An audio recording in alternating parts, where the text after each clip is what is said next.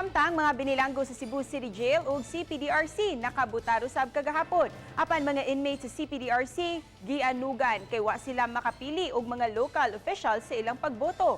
Gihimo ang botasyon sa kapin usa ka libo ka mga rehistradong botante sa CPDRC diha sa ilang mess hall. Apan subay sa kamanduan sa Korte Suprema ug sa COMELEC, mga national officials lang ang ilang pwedeng butaran.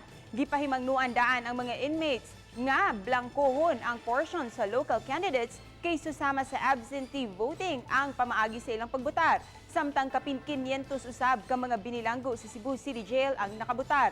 Gidala sa mga Board of Election Inspectors ug Election Assistants ang mga balota sulod sa jail facility. Ang nakompletong mga balota gidala pagbalik sa mga polling precincts aron maapil sa pag-ihap. Samtang gibutyag ni Warden Romeo Manansala nga adunay 4 ka mga botante sa CPDRC nga nakalaya na. Apan mibalik sila sa jail kagahapon aron lang makabutar. Sa ma-explain nga mauna nga di mo kabutar kay mauna. So naglibog mi sa muna nga wa may kibaw na nung giingon ana nila nga sa una nakabutar man mi sa una. So mas main ta lagi pasabot mi diri. Pwede tato nga ang ilang pangani, ang ilang butar na pwede to sila ha. Kung na-transfer pa, wa man ma-transfer, nagyapon diha. Kaya kaning ato ni temporary raman eh. Oo. Sige.